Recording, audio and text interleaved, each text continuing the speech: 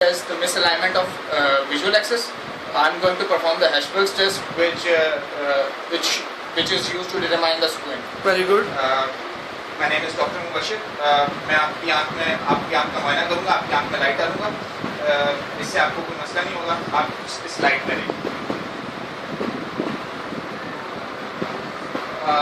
Corneal reflex is in the center of the pupil. This is known as orthophoria. Okay. So corneal reflex is in the center of the pupil. It is orthophoria.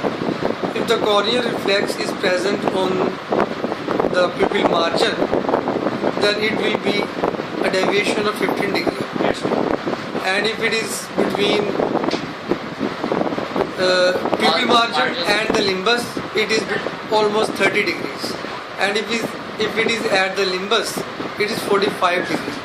And 1 degree is equal to 2 diopters of degree. So, if it is on the pupillary margin, which is 15 degrees, it will be a squint of 30 prism diopters.